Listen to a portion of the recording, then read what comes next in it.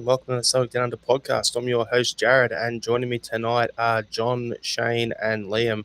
How you doing, John? I'm good, Jared. I'm doing good. It's been a wee little while, just saying off pod since I've been on, so I'm glad to be back. I've been enjoying the new TV show, The Last of Us. I don't know if everybody's been watching that, but it used to be like one of my favorite games when I was a kid. So it's good that everybody's enjoying it now, and it seems to be one of the best shows on HBO. So yeah, it's good. I'm looking forward to every Monday. Haven't even started that. Might have to put it on the list. Absolutely. And how are you, Shane? I just saw you rocking out while the intro music was playing. What's going on with you, mate? You can't help but get fired up when that intro kicks in. Like even Sean's verbal remix of it just gets you fired up every time. But no, going well, mate. Look, not much other than just usual kind of work and routine. But I never got around to ordering the away kit for this season. I didn't put in an order for it at the time. I thought I'll go without it, and I saw so many people rocking it in Sydney. It just looked excellent, so I had to get on board and order it. It actually sold out by the time I'd looked at it. Fortunately, it came back in recently, so I jumped straight on, and I was pleasantly surprised. I didn't think it would arrive so quickly, but I got a knock at the door today, and there it was in all its glory. And it's just it's a cracking looking kit. It's definitely one that I really like and I rate really highly, and I don't think that's just new season bias. So I'm very excited by that little delivery today, and there's definitely no points or prizes for guessing whose name and numbers on the back. Kind of funny though, because like at top you were saying that you saw heaps in Sydney. My plan was, all right, I won't order it. I'll wait till Sydney Super Cup's on and I'll pick it up there. No chance. Gone in about 3 hours. All of them sold out. So I wasn't even in town before they sold out. So there you go. So yeah, still got to get on and order mine as well. But how you doing, Liam? Good. Before anybody starts whinging, I'm wearing a green shirt today by request. So, apparently, some people take exception to me wearing a blue shirt the other day on a stream I was doing, and I really, don't get it. But there you go. I can see a little bit of blue there, Liam. Just on the horns. It's just a little bit too much. That's it. Turn your computer off, your feed off, go change your top, come back. Andrew Galea in the comments, Liam doing dress ups. That went well. There you go. Yeah, we'll get on with it. So just thanks everyone for tuning in as per usual. Really appreciate those who jump on for the live stream on our YouTube channel, and also each and every one of you who listen to the Celtic Down Under podcast via your podcast app. You can find us on Spotify, Apple Music, pretty much every podcast app there is out there.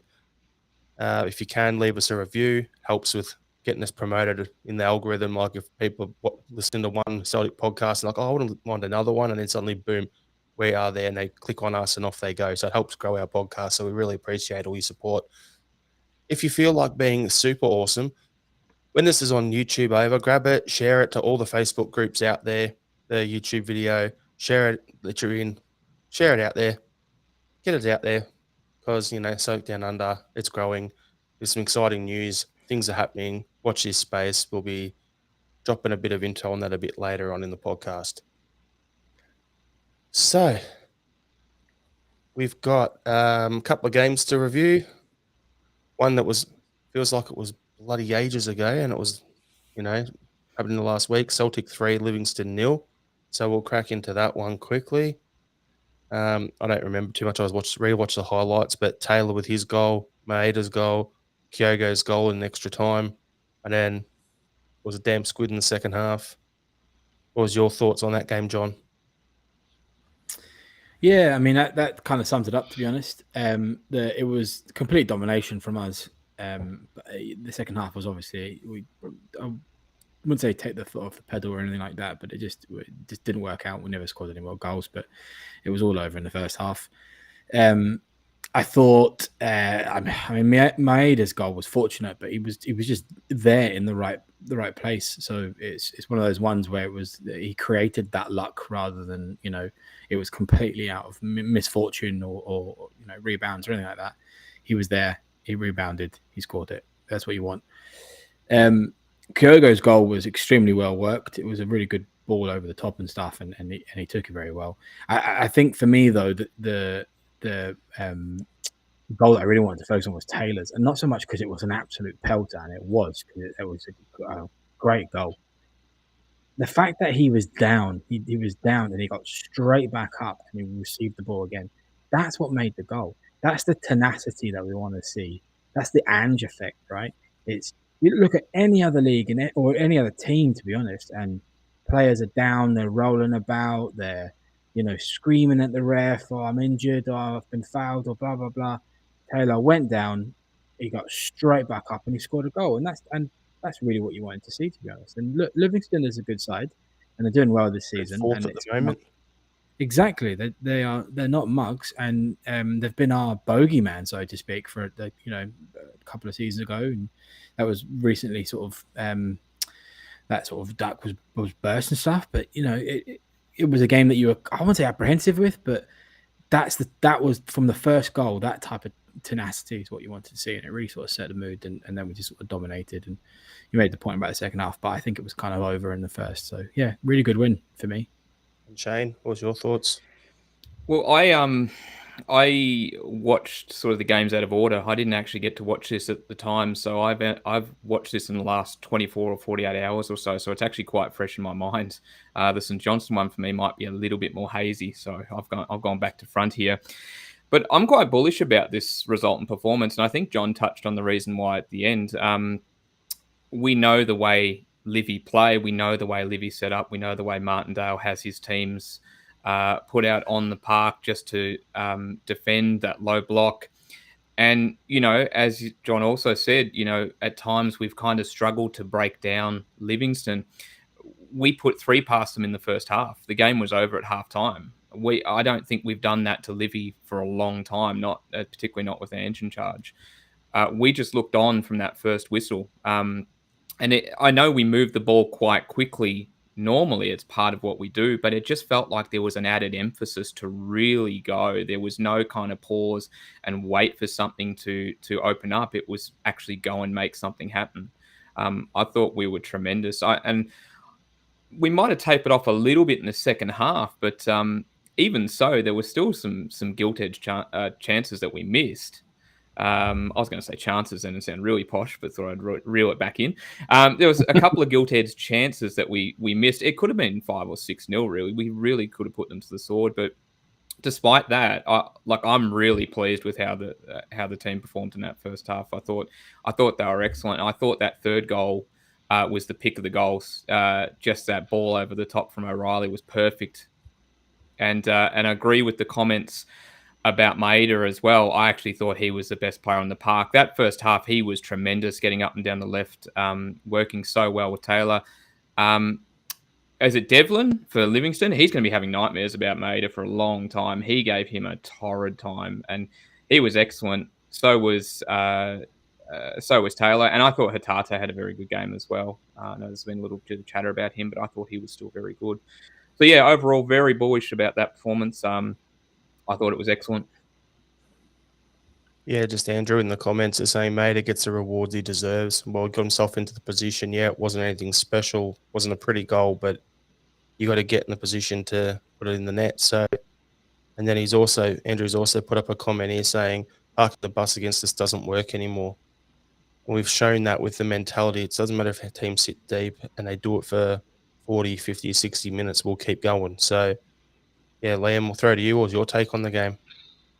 Yeah, it was a very thoroughly professional performance.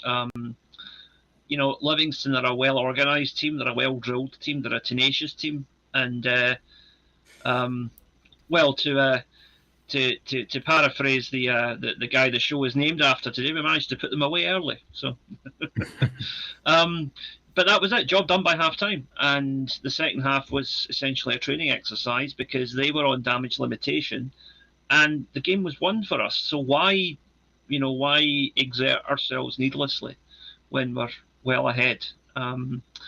It is a shame for the fans because that's also something that played out over the St Johnstone game as well. I think the second half is less of a spectacle to watch, but at the end of the day, that's as much the other team's fault as it is Celtic's because they are happy to only lose 3 or 4. But by 3 or 4 goals, that speaks to how good we are at the moment, and it speaks to the form that we're in. And I wonder if David Martindale regrets kind of poking the bear a wee bit before the game last week. I believe he would, and we've got some comments here about Martindale. So we'll go to Liam O'Connor down in Tassie. Livingston's manager David Martindale tonight joked that he wanted to call a taxi to get him out of Parkhead after his team fell 3-0 behind a rampant Celtic at half-time. And Sean, who's not on tonight because he's working still, you'll love this one. Martindale's defence is really good. He's great at setting up a line. Steady. Had to wait for Liam to get that one. Bit of a slow burner, that one, unless you're using a spoon.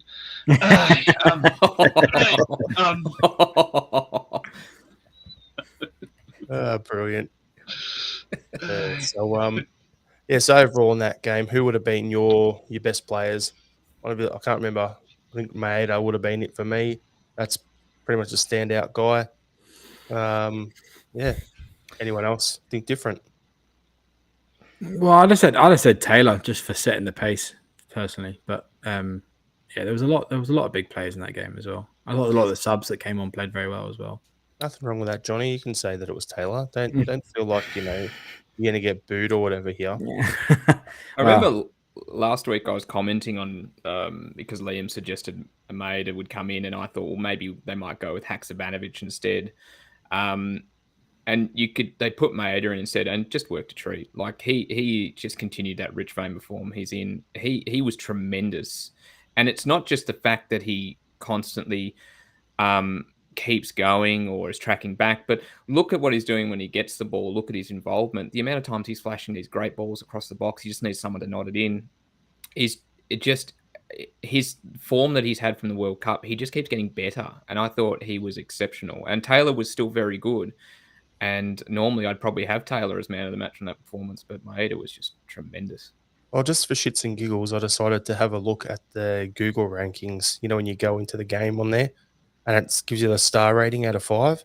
So for us, you had our worst player in the starting lineup was Matt O'Reilly and Joe Hart with 4.1. And Johnson had 4.1. And then, sorry, I skipped one. Old mate Starfelt had 4. Then the other guys were 4.1. And then Carter Vickers and McGregor and Jota all 4.3 out of 5. Taylor at 4.4. And then Hatate, Furuhashi, Maeda all on 4.5. Would that be the crazy Japanese fans just going absolutely wild on there, Liam? As we all know, they love their to support their guys. Yeah, maybe. I don't know. But there's definitely Maeda was the standout for me as well, though. I really think he's just he's come on to such a great run of form since the World Cup, and he's just doing what I knew he could do, and it's great to finally see it playing out. And yes, I am going to be a bit smug about it and say I told you so, because I did multiple times before we even signed him. So there you go. Yeah. So before we crack into the next game, I'm just going to bring up Michael Ross's comment for you, Liam. Thank God Liam's not wearing that hideous, revolting, vile top. No, I'm wearing a whole different hideous, revolting top today. Brilliant. Good for two things: goalkeeping and stopping traffic at 100 meters. So that's what that top's good for. If you happen to have a one of the Sevco tops, they're good for two things. Yeah. Wiping your ass with and throwing in the toilet bowl. Careful though, because knowing that the kind of materials they're made of, they probably don't flush very well, because I imagine they're not going to be biodegradable.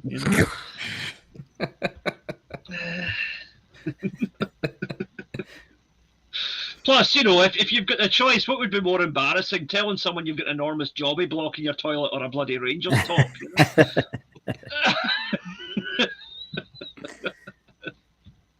So here we go, Liam. We'll go on. So Liam down in Tassie's like, looks like the top is a spanner looking for a screw loose.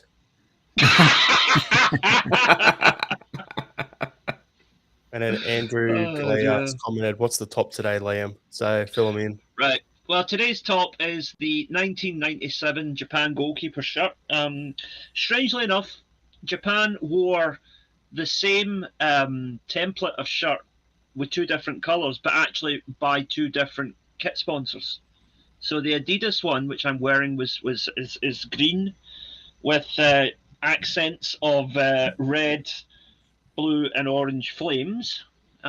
Less emphasis on the blue and orange, thank you very much. And the other one, which is probably the more famous one, they wore at the World Cup, was the same pattern but was mostly black with orange and red flames. But that was actually made by Asics as opposed to Adidas. So I think because Japan had a contract for the qualifiers, which was Adidas, but then it had a different contract for if they qualified for the World Cup, which was Asics. So bit of unusual kit history there for you. And here's a comment just for Michael Ross in response. I'd rather be a jobby than a hun. Yep. There we go. We'll leave that one where it is. Right. You all just read the comments. That's shit, anyway, we'll crack on. So Celtic 4, St Johnstone 1. Andy Considine. All I have to say is, could you have wanted, or not wanted, could you have had a worse situation happen for his 600th club game of his career? Like an own goal, the second goal goes through his legs. There's a third one where he's played a guy on side and was lucky we missed it, and then he gets a red card. It's a Dunce's hat trick, isn't it? An own goal, a set up, and a red card. That's almost like the perfect hat trick, left, right with your head. That's the defender's Dunce hat trick. Yep, there it is. Yeah. So we had Considine score in the 13th minute, Kyogo in the 22nd. Was it Dre Wright or whatever however you say his name? I don't know if it's Dre or Drew, whatever. His one was an absolute worldie. Moy in the 38th minute, and then Turnbull, the nice little set piece off the back of the red card later on in the game. So, Shane, thoughts on the game? Yeah, look, when I was watching it, and initially I was probably a bit too critical in the first half, in a sense that I made the comment at the time that I didn't think we were playing well, but we'd still, done enough to get, go 3 up at half time. But in hindsight and looking at the state of that pitch, I feel that was a little bit unfair. The pitch contributed significantly to us not having our kind of usual zip and ball movement, but we were still very good upon reflection. So I think that was pretty harsh on me. It was a good first half. There was a bit of similarity to the Livingston game in a sense that we really worked hard to kind of get ourselves out of sight by half time, which it did feel that way. I thought the first goal, even though it will go down as an own goal, was a lovely bit of interplay, and it was a great, well-worked goal. Same with the third as well for Moy. Just a lovely bit of build-up play between Jota and Kyogo, and then Moy with just an exquisite finish to chip the goalkeeper so nonchalantly. Look, I thought it was a good performance overall. I think second half maybe we weren't at the same level. I don't think there were many chances in the second half. Turnbull's really the only one. Abada had a couple that he kind of spurned, but again, echoing Liam's comments, from the Livingston game, we didn't really have to. I think we'd had the game under control by then, and it was seeing it out. And I thought probably two things that stick in my mind. I thought we were quite clinical, which is something we've rued a bit on previous podcasts about sort of not putting away chances. I thought we were quite clinical, particularly in that first half. It felt like every time we sort of bore down on goal that we actually either got them to, or produced a save from the keeper, or we scored. Like we looked like we were going to score. I just don't recall anything. Just jump in here for a second off what you're Sure. saying. Yep. You're saying we looked clinical. We had 12 shot attempts for the game. 4 on target, 4 goals. There's your clinicalness right there. Bang there you on. go. This is why I need the stats to back me up. I don't have them on my phone over here, so I could be talking absolute rubbish and not getting away with it. But Jared looking out for me. Appreciate it. Got your back. Always got my back. And I'll say very quickly that I want to apologise to Aaron Moy. So Sean last week asked me if he was the best player in Scotland, and I was pretty ambiguous in my answer and didn't really commit properly. And I'm so wrong. He is clearly the best player in Scotland at the moment. And Aaron, apologies. He's getting back to his Huddersfield levels of play. That's what I'm saying. Like when he plays for Australia, he plays in that number 6 role. He plays deep. And for us, he doesn't, now that Kelmack's back in and we've got Awada there as well, he doesn't need to worry about playing that position. So he's now we're playing with like 2/8s at the moment. So he's able to push forward. Like if Hatade is holding, he'll push forward or vice versa. So they'll just like level it out. So by doing that, it's actually working really well. And it's allowing him to play his natural game and get back. And also he's fit now. Like he hadn't played football. When we signed him, he hadn't played football since this time last year. So we signed him, had that layoff. So it's actually he's fit, he's up and about, and it's still very awkward to see in interviews and stuff like that, but that's a whole nother story. Just a quiet guy. That's what it is. But yeah, look, for me, looking at the game, like there was a couple of things I wanted to point out was you mentioned, Shane, about the interplay for the build-up and the first goal and the third goal. I thought the second goal I like the directness involved in that, how quickly we were, get it up the side, get it in for Kyogo to score that one. So again, that was the interplay between basically our midfield forward the whole game. To be playing on a goat track like that, where the commentators mentioned on 3 or 4 occasions that, if you're going to play one-touch football on this pitch, it's risky football. And then there's Joe Hart. The ball comes back to him, one touch. There's Carter Vickers, one touch. There's Starfelt, one touch. Everyone's trying to play one-touch football on that sort of pitch where there's a bobble in it. Like that, and then the speed and the speed of mind. And the other thing I also liked was the pressing. Like I noticed more in particular in this game than any other game this season that if we were pressing up and a guy got beat, instead of sitting back and keeping our shape, Starfelt was pushing up to like pressure the guy getting the ball, and Taylor was tucking in to cover him to allow him to jam the middle, and then Maeda was dropping back a little bit more to cover out left so Taylor could cover in. And then as soon as the ball was turned or passed backwards, then Starfelt came back, Taylor slid out, Maeda went in, so they were working and covering for each other. So that off the ball, we could even press at the centre backs and cover each other. It was really great to see. So Liam O'Connor in the comments is saying the interplay across the players leading.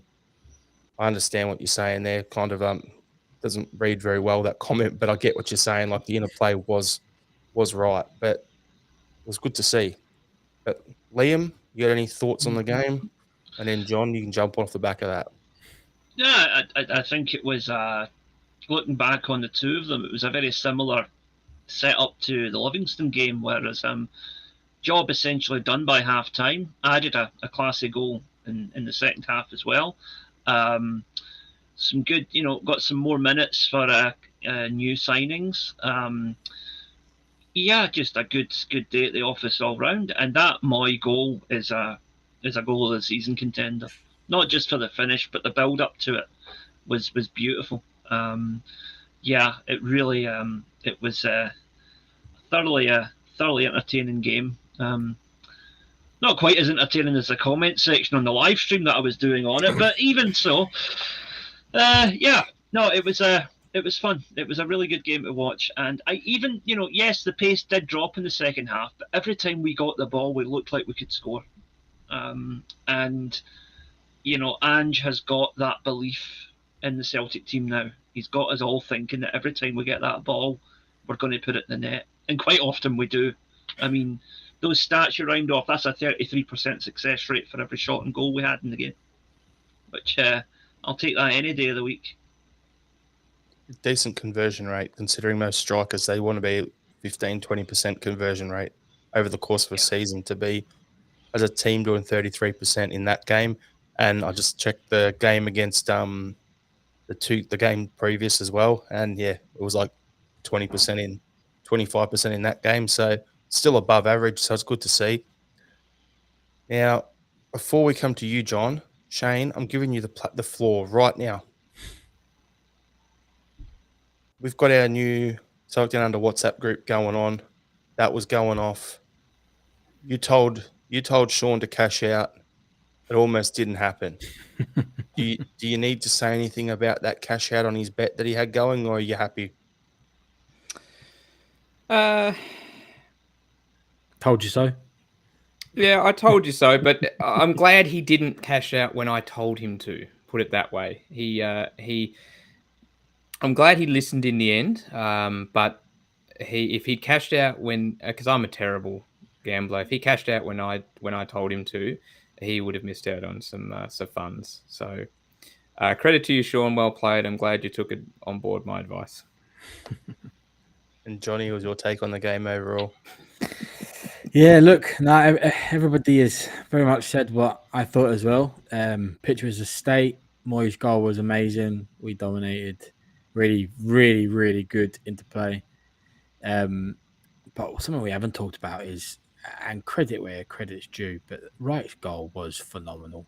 That was a little bit special. Just outside of the boot at what, like 30 yards, 25 yards to the outside post. It was a very good shot.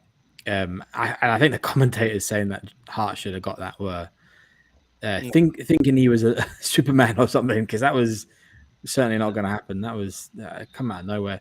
But yeah, John, just for a second, like the two arguments you saw on Twitter the day after the game was, Hatade gave the ball away really, really easy there. True. And Joe Hart should have got to it. But when you look at it, Hatade's trying to beat two players. So who's giving him an outlet to pass to? He didn't have that. He lost the ball. It happens so many times in a football match. I'm not gonna chew him out and abuse him over that because of all the good he's done for us. But then Joe Hart, you look at it, and from straight on, you're like, yeah, he probably should have got to that.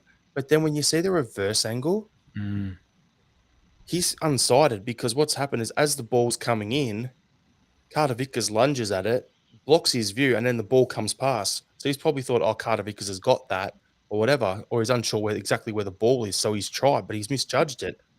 It's at the end of the day, Liam mentioned earlier about goal of the year contender with Moyes' goal. Well, we talk about goal of the season contenders pretty much once every 3 or 4 weeks on this podcast in our games. That one's going to be right up there too. Got to be, surely. Yeah. It's got to be. And I think more. I think if we're going to analyze the events, I think Wright has taken a shot and not expected it to go anywhere near the back of the net, because it was one of those ones where they weren't really pressing, they weren't really getting opportunities at that point, and just sort of, got the ball in a sort of area, he hit it, he didn't expect it to go in, and it did. But it was it still took the skill, and it was a good goal. It was visually pleasing to watch, but it's not nice when it's obviously against you, but these things happen. We still won the game. But I thought it was worth mentioning that now and again, the other teams actually do score good goals. It was the first goal we've considered in the league in like 6 games. So And it's a good way to, I guess, lose that run. It had to be a special goal to break it. Didn't Sean call that last week? He said we would lose our clean sheet streak against St Johnstone. Yeah, I'm pretty sure he did. Let's not big him up too much, everyone. Jeez. I hope you talk about me like this when I'm not on.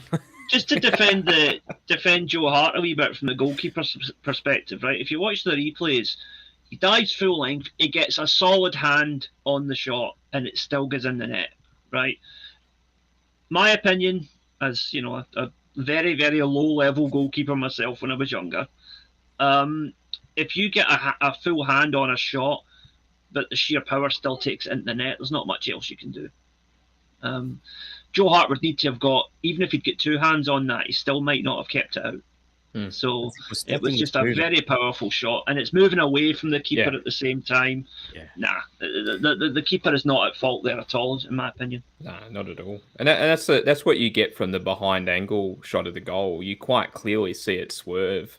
Like you might look, I looked at it front on, I thought, oh, that's a tough shot to save. You see it from the behind goal footage, and you're like, wow, he's done awesome just to get anywhere near that. That's just a cracking finish. You just got to tip your hat and say that's a wonderful goal. That's it. Yeah. Just reading the comments. Sorry, lads. Christ. Sean in the comments predicted the lineup bang on too. Keep picking me up, lads.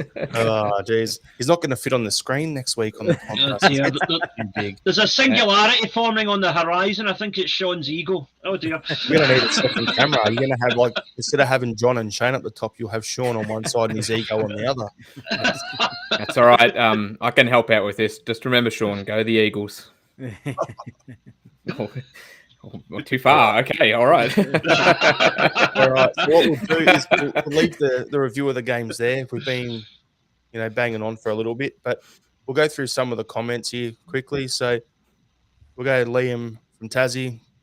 Oh no, he got sent off for a hug. Love a good fun. That's why it had to be brought up. Then we've got here Andrew Galea's comment is Ange's Celtic squad is taking shape now. 100% Ange's squad.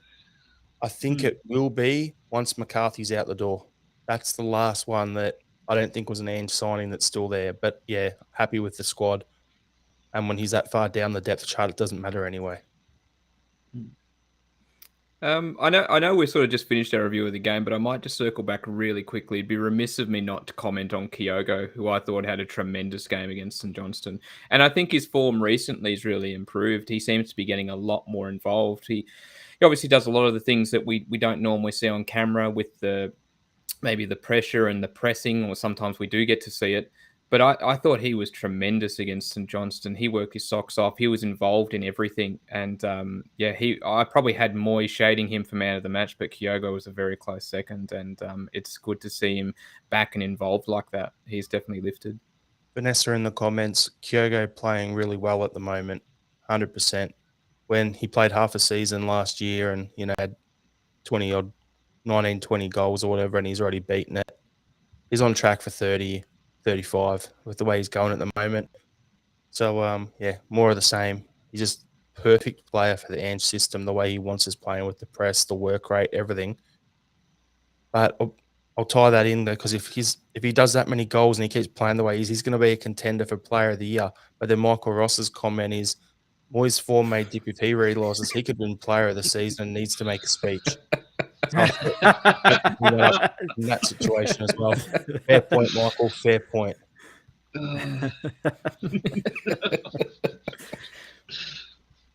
He's got to be the quietest Australian I've ever seen in my life.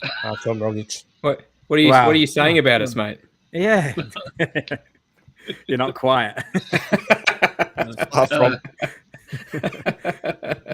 All right, so we'll crack on to the next topic. So it's a question that was asked in our group chat, so we've added that in here. So John Hartson thinks we need to scrap VAR. Is he right?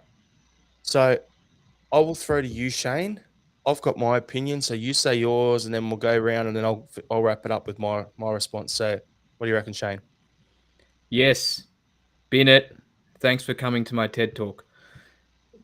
Seriously, that's all I really have. Like I've totally gone completely against the system.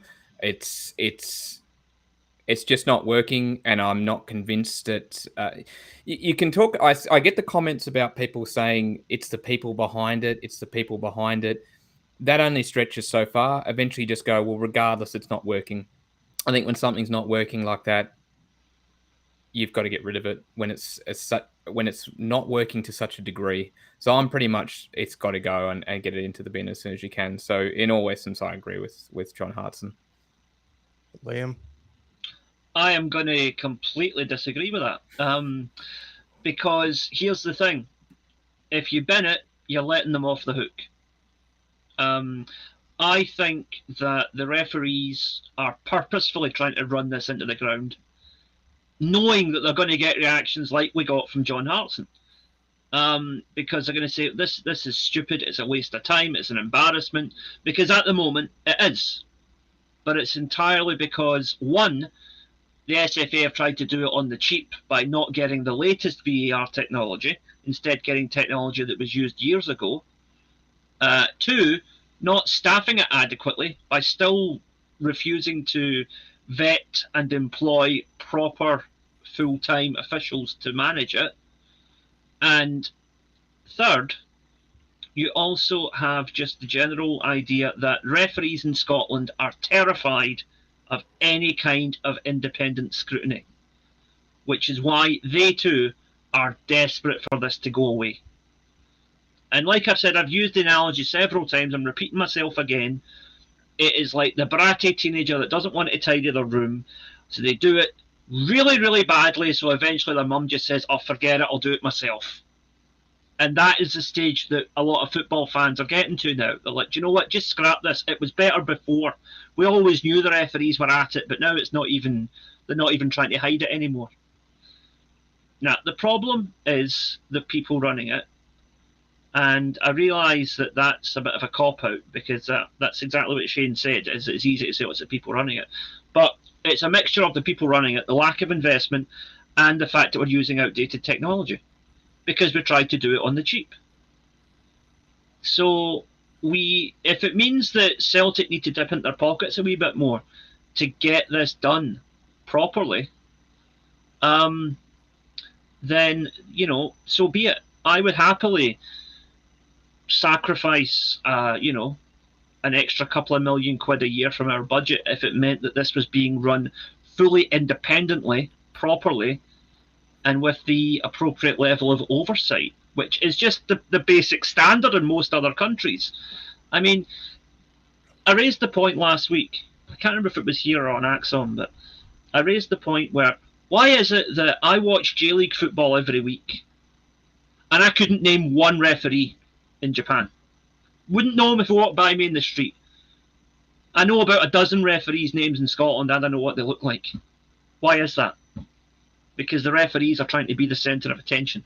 They're making themselves the centre of attention through a mixture of arrogance and incompetence. And VAR has only magnified that. To me, getting rid of VAR doesn't cure the problem.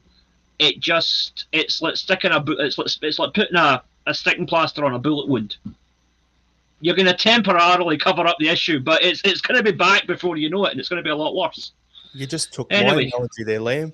You said stick a plaster on a ball, and I was going to say it's like putting a Band-Aid on something that needs stitches. But yeah. We'll throw it to John now. What's his opinion? Well, I effectively agree with Liam. I think VAR has a place on principle, on paper. I think VAR is what we need. I think what football needs as a sport. I think when you were talking about independent referees, it reminded me that this is kind of a leap, but every solar farm in Scotland is run entirely by German engineers. So all the signals are sent to Germany, and everything's organized in Germany, and then it tells the Scottish. Did I say solar farms? I meant the fucking wind farms, and it tells all the things to move. You could easily do something similar where you could beam. It doesn't have to be Scottish refs that are doing the VR. It could be another FA, whatever. I don't know about the legalities of that, but it could happen. Anyway, I think the reason why I want VR is simply because I think the biomechanics and sports science of football is at such a velocity rate that our athletes are going to get more and more fit. They're going to get faster. They're going to get stronger. And I just don't think our refs and our linesmen have that availability. I think they're going to continuously getting slower. They're always going to fall behind. And if we go back to some of the stuff that I talk about with like the grassroots, it is unbelievably difficult to convince anyone at the lowest level of Scottish football to be a ref. It just is. It's so hard because you are getting screamed at meters away from you. You hear everything. The small grounds in Scotland, they're right up against the pitch. You hear everything. You're getting pelters in the car park. It's just, it's really hard to convince anyone to be a ref. So if you don't have anyone from the bottom, how are you expecting the top to be any better? We're getting the dregs effectively at the very top, right? That's what we get. So if our standard is poor, what we need is other things to fill in that gap. And I think that technology has a place there. The way we're talking about this, it might be an excuse, but the way that we're using it is poor because the people that are using it are poor. I think if we had things like, I don't know what you call it, but the sort of like the spider cam that is on top of pitches, like the bird's eye view stuff, I think that's important. I think goal line technology is important. I think the rules around VR need to be changed and they're important.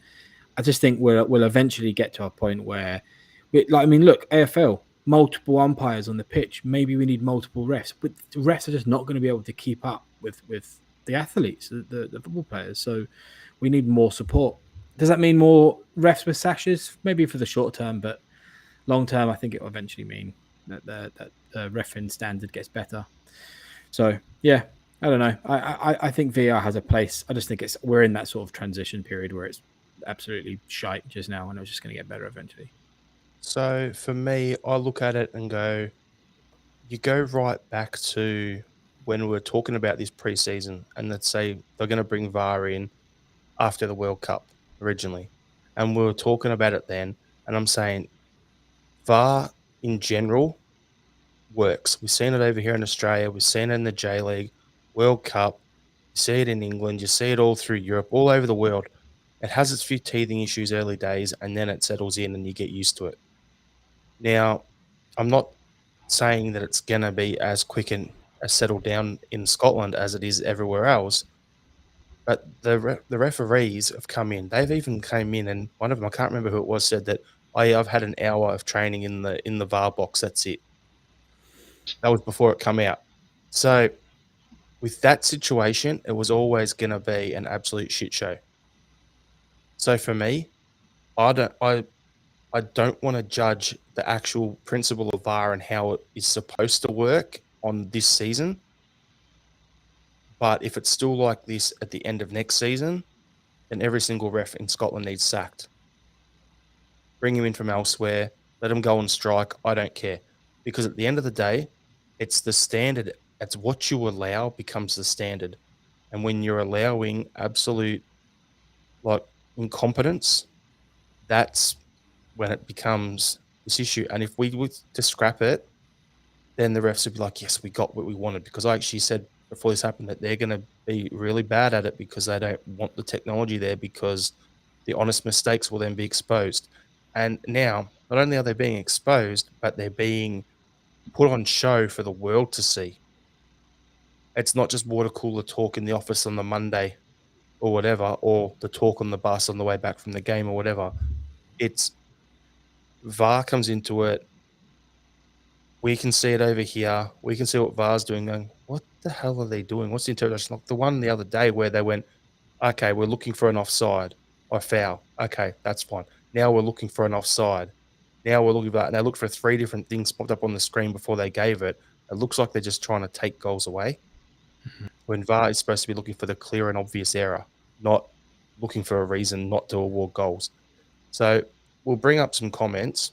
Well, just on that, Jared, I think some of the stuff that you brought up is important. I think, one, this goes back to what Rogers was saying when we need full-time refs. I think that's the first. I actually think this VAR discussion I think we're going to have it until we're blue in the face. I think we need to sort the problems from the beginning, which is full-time refs, full-time training, not an hour in the VAR box. I forgot what I was going to say. I just say something. No, John, you said we're going to talk about it till we're blue in the face. We're not allowed to be blue in the face on a Celtic. Green, yeah. No. Sorry. No, we'll get shut down, yeah. You got your thought back, John, or should I just... No. Just go. Continue. It'll come back to me. So Liam O'Connor in the comments is, no, we just need better referees. Sean's comment is, if you can't plough a field, you don't scrap the plough. You either sharpen it up or get a better horse. Yep.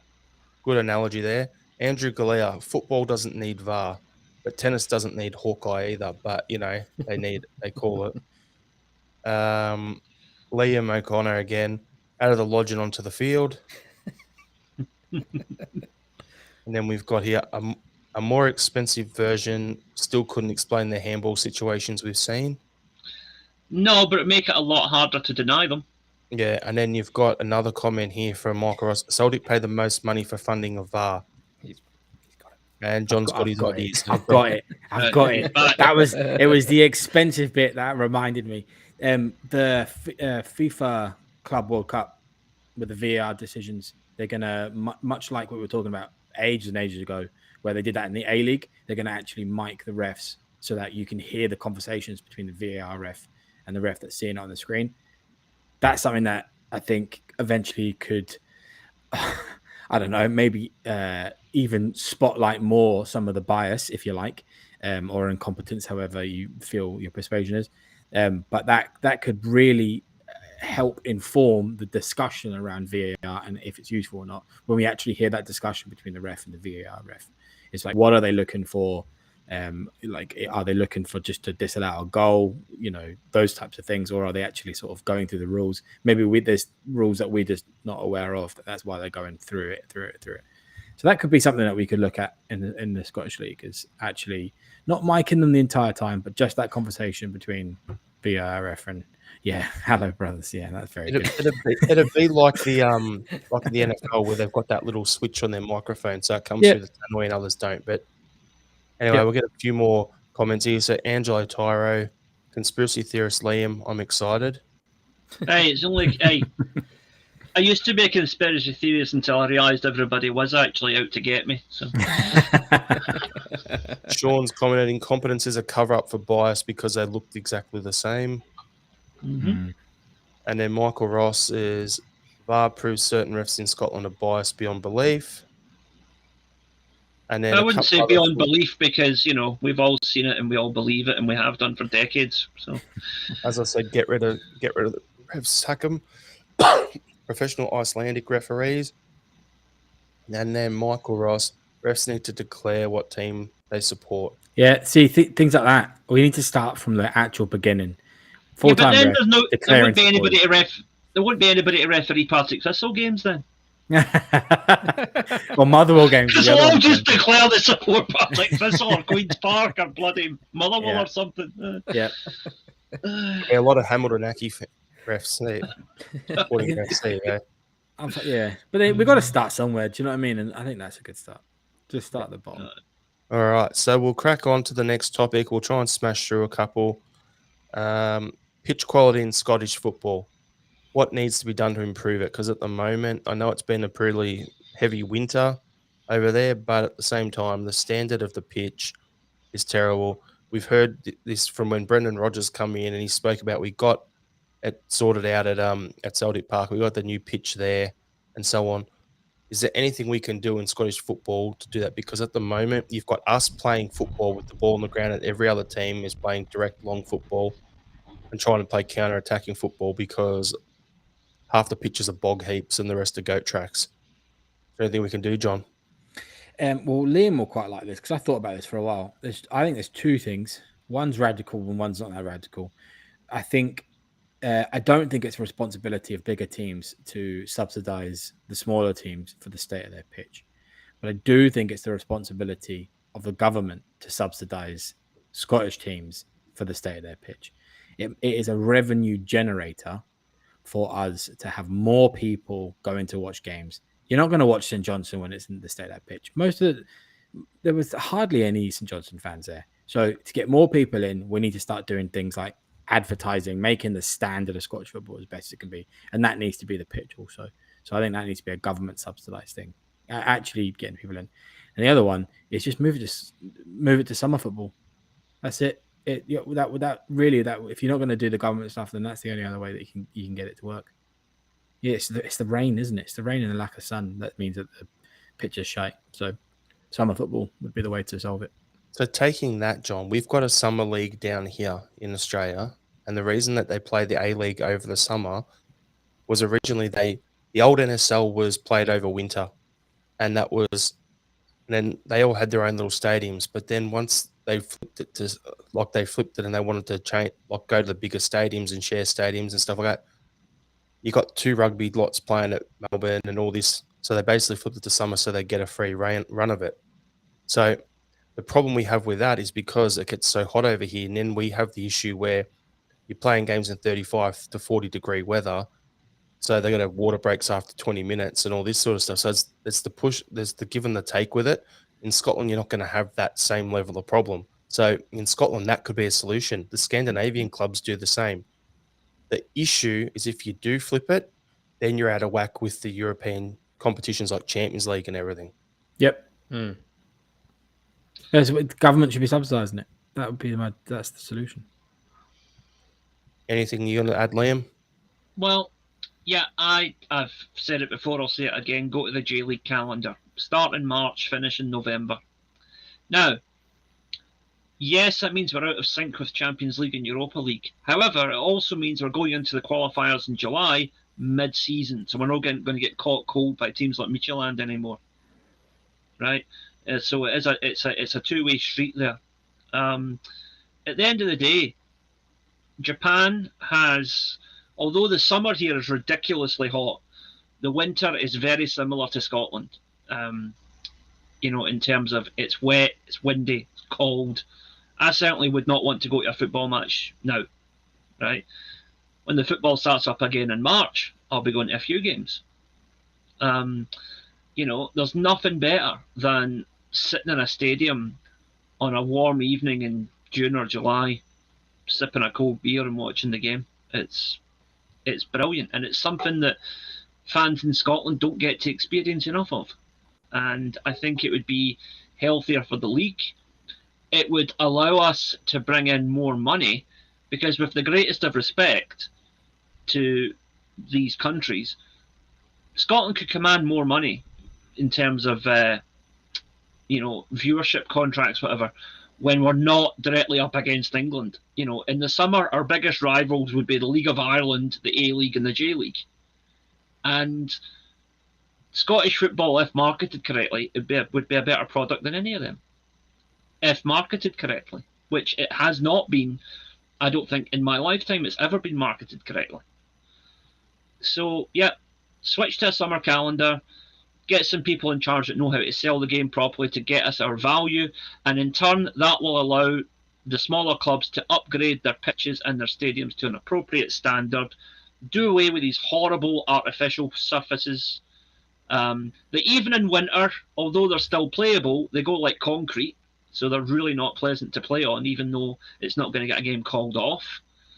And really, that is just the way forward. But it's the same problem as it is with the referees. People, and it's a particularly Scottish thing. I don't know if it's because of like the kind of a history of Scotland being this kind of wee free Presbyterian thing or whatever, but it's like, oh, it's always been that way, so we can't change it. It's like that with, the football always starts in August and always finishes in April or May. The referees are always the same. They're not full-time people. It's not a full-time job. It's like, balls to that, right? Let's just rip the whole thing out and change it up. We need to get the leagues in tune with the sort of leagues we should be competing with, which is the J League, the A League, and League of Ireland, right? Because those are leagues that Scotland can compete with in terms of bringing on viewers and building support. We cannot compete with England, and we need to stop comparing ourselves to England. That is it's an oligarchs and billionaires plaything, right? It's not a football league anymore. Man City this week proved that. So we should stop trying to compete with that, because we simply can't under the current rules. All right. So unless we've got any last bits on that to add in, I think we've summed it up well, and a lot of people agreed in the comments there with what you were saying, Liam. We'll leave that there. Just Vanessa has one last comment here, which sums it up. St Johnstone players doing rocks at paper scissors sums up Scottish football, unfortunately. That shows the level that it's at. I just wanted to bring up because I thought it was funny. But, okay, so we'll quickly touch on a topic that we've got here, which was going to be a long one, but we won't bother. But we'll just get a quick one. So apparently Ange is linked with Leeds United. Absolute load of crap. That's my take on it. I've got a few other things off the back of that, but does anyone see Ange leaving to go to a battle down to go down to Yorkshire and play and manage Leeds? Anyone could see that happening? Nope. No, but after Rodgers leaving, I don't know if I believe anything anymore. I wouldn't rule anything out. It's not happening. The only thing for me is it wouldn't happen now. I don't think you can see he's just getting his squad together. It's starting to get there. He's had one season in Europe. Now he's going to want to, like in the Champions League, he's going to want to test himself again with what he's built to prove what he's learned from this lot in the Champions League going into next year's Champions League. That's the way I see him. Leeds United is a big club down in Australia. It's a big thing, so that would be a good move for him. But at the same time, I don't see it happening right now. No, I don't see it happening right now either. I was just going to say, sorry, John. I just want to cut in real quick. I thought about this today, and I just don't see it happening at all. Even in the summer, if it came up, I just don't see it because Ange is kind of a project manager. He likes to get involved and get behind a team and set out how he wants to play and keep progressing. And I don't think he's achieved anywhere near what he wants to at Celtic. You can tell by the way he talks about our Champions League campaigns and so forth. But I also want to stress too, when I was thinking about this today, this is still, I think he did manage in Greece for a little bit, but effectively, this is Ange's first job back in Europe, at least for a very long time. He's still learning. He's still picking things up. He's still getting used to tricks of the trade. He's always learning. And so I don't think he's going to make a move that A, is going to jeopardize the project he has at Celtic, but also B, might jeopardize the kind of football that he can play. Because if he goes to a relegation dogfight now and he's trying to implement Ange ball, they don't want that. They want someone who's going to keep them up. And that's not his style. Yep, exactly. Yep. Not the move for him. Now, the second part of this, which I'll leave and we'll discuss next week, was did we dodge a bullet when we appointed Ange? And what I mean by that, I'll quickly rattle off a few names. We can get into it later if we need to. But before Ange was appointed, we had the Eddie Howe situation. He's doing well at Newcastle. I'll give credit where it's due. But other than him, other names that were linked, Jesse Marsh has been sacked twice now. Jack Ross, sacked twice. Callum Davison, he was linked to us at St Johnstone. Roy Keane. God. John Kennedy. Yeah, enough there. Steve Clark. So, yeah, realistically... Maybe one day. So, realistically, those were the names that were linked to us. I've got more details there, but I'll just leave it there. We won't even come back to that. But for me, I think we've got the best of that bunch that were all linked with us at the time. Eddie Howe, yeah, he was the guy everyone wanted in, but no one misses him because everyone's in love with Ange and what he's brought to the club. He's given us our club back and the Celtic way, our identity, the way we play. But someone born in Greece, raised here in Melbourne, worked his way through the A-League, World Cups, via Japan, all the way over there to get this opportunity. I can't see him giving that up that quickly. Because he's a football romantic, basically. He loves, as Shane said, he likes to build his story. I can't see him just being like jumping at the first chance. So, yeah, it's a good spot. Maybe in 12 months' time, the end of next season, he could move on, but we've got him this year, next year, in my opinion. I believe nothing, to be honest, after the Rodgers stuff. And Tierney. It's Brett Mart.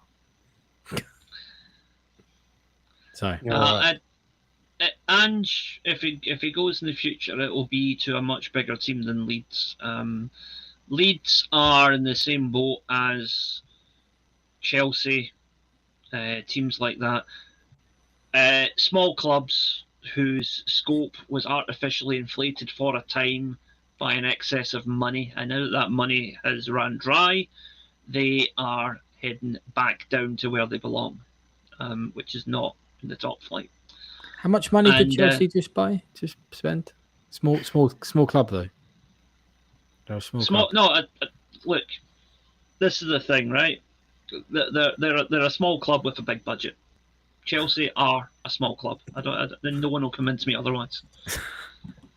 Jeez, there it is. How many fans did they get before they started buying all the trophies?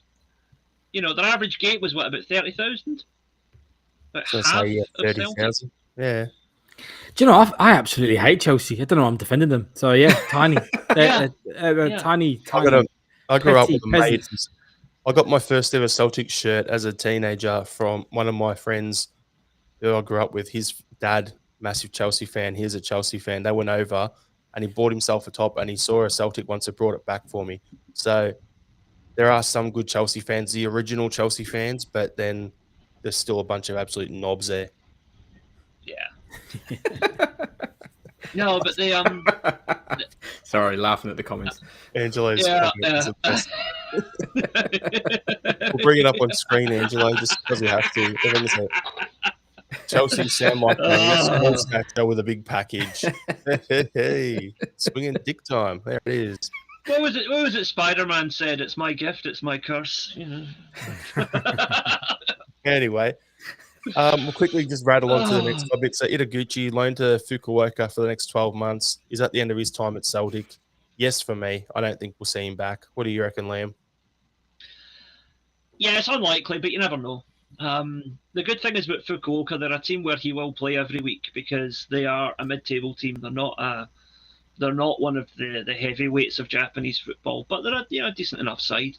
He'll get good game time. Pretty safe that they won't get relegated. I don't think. So yeah, it's a good platform for him to rebuild his career. Whether or not it's good enough to get him back to Celtic, I don't know. But the fact that it's only a loan deal means that if he does have an amazing season next season, there could be a road back. What I think is more likely is he'll play well enough at Fukuoka that they'll make the deal permanent, and that'll be him settled back into being a good J-League level player for the rest of his career, and I wish him well in it. That's why I think he was done, because I'm thinking worst case scenario is he'll go over there, he'll play well, and then we still got him in the contract, so we get a fee for him. That's the way I'm looking at it. I don't think he's going to come and break into our midfield. Any other thoughts on that, John or Shane? Nah, I mean, look, I think I said he was done when Abelgard came in, even though Abelgard didn't, amount to much. But I thought he was done a while ago. But just don't see what everybody else saw about him, I think. Yep, no, I don't see any different to what Liam said. All right, so next topic we've got is Man City's situation and how does that compare to the EBT years? This could be a whole nother hour.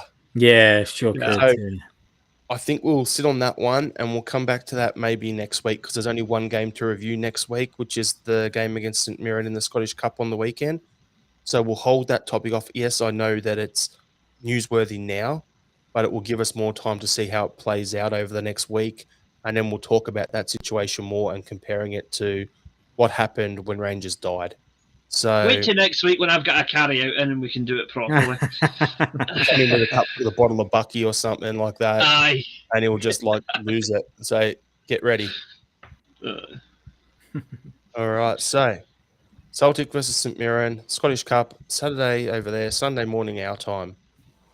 For me, expected lineup will be, I'm expecting to be what we played against St Johnstone. So Hart in goals, Johnson, Starfelt, Carter Vickers, Taylor across the back, McGregor, Hatate and Moy in the middle, and then up front it'll be Jota, Maeda and Kyogo. However, O will come on and score. I'm going to keep saying it every week until it happens now. Anyone got any different ideas for the starting lineup? I probably see he's shown a couple of we've shown a little bit in the past few games he's come on as a sub. I can see Haksabanovic getting a start against St Mirren, probably in place of Maeda. Maeda getting more of a well-earned rest as opposed to being dropped on any poor form or anything like that, of course. And maybe a Barda in on the right instead of Jota. But apart from that, I'm not sure Turnbull gets a start just yet. I think Hatate and Moy still make up the midfield trio along with McGregor. Johnny? Oh, look, yeah, I had similar thoughts. Barda starting, Haksabanovic starting, or similar thoughts. The only one I kind of feel like might happen is O'Reilly instead of Hatate. I think the commentator said on the Johnson game that O'Reilly had the highest assists in the league at the moment. Yeah, that's true. Christ almighty. For someone who's currently coming off the bench and still keeping that up, I think that's, he deserves close to 90 minutes. So I've got a funny one for you though, John. You just think of that, you go, I don't think he's been in that great of form, yet he's leading the league in assists. And then you look at Turnbull and you go, he hasn't been in that great form, but he's scored like 4 in his last 6 games or 3 in his last 5 games or whatever it is. So there's impact players. They're starting, they do stuff, they come off the bench, they're doing stuff. It's the squad game that we talk about. It's good to see.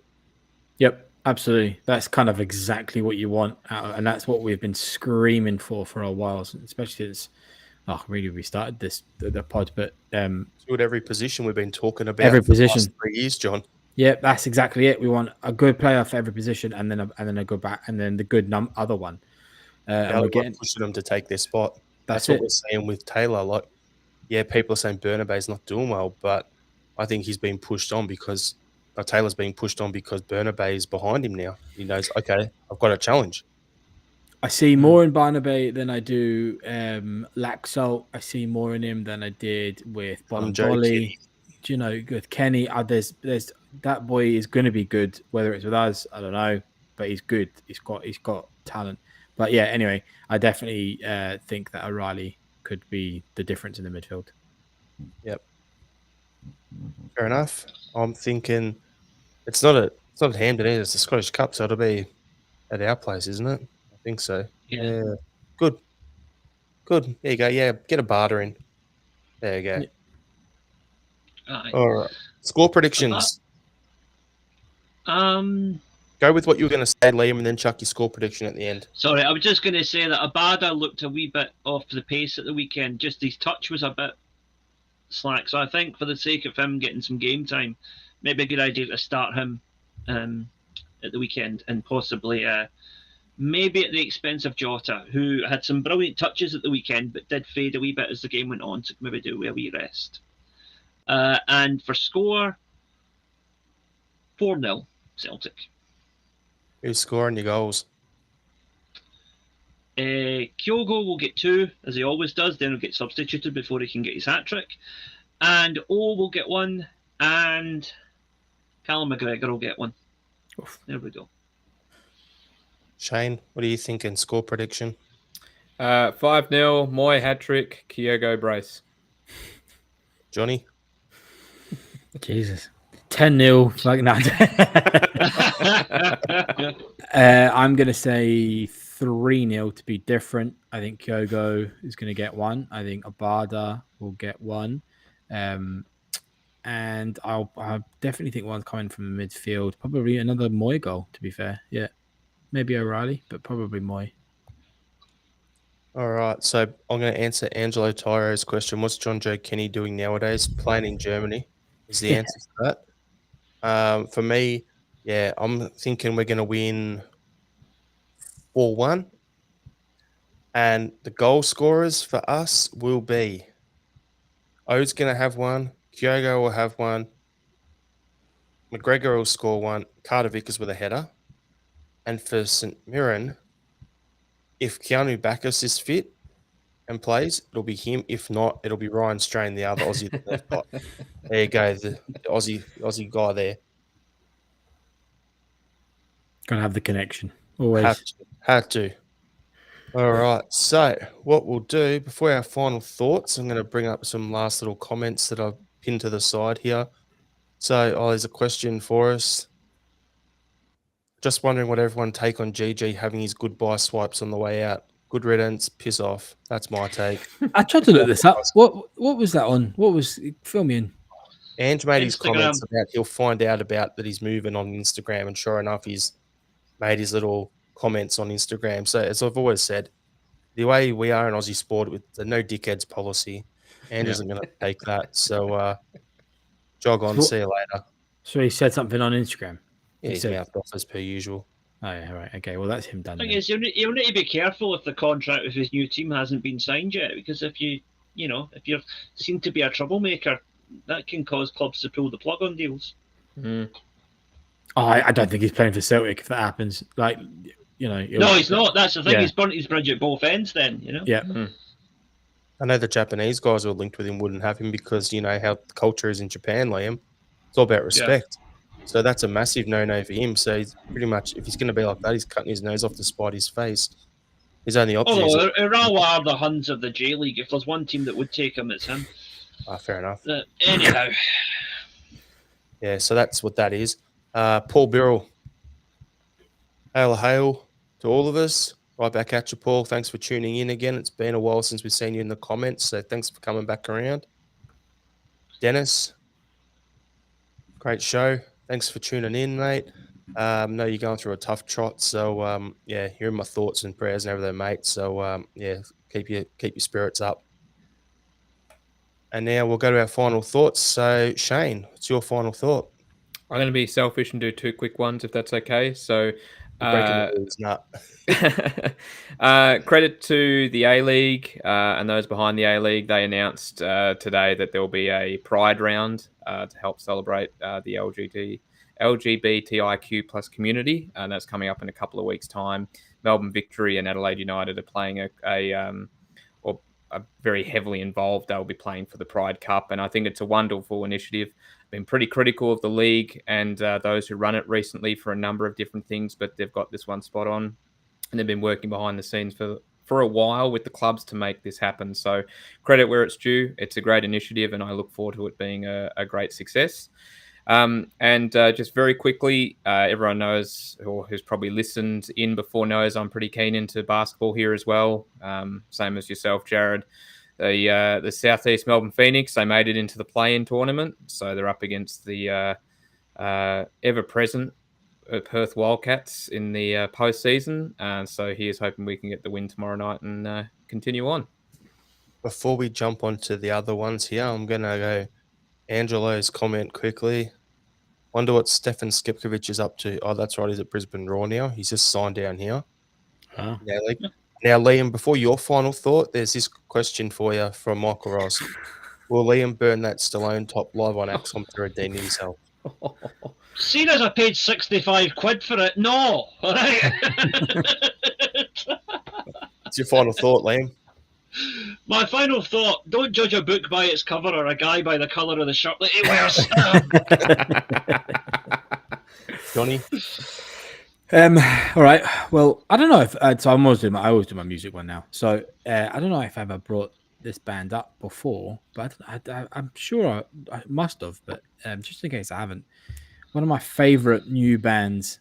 Like honestly, they're going to be one of the greatest legends of the rock world.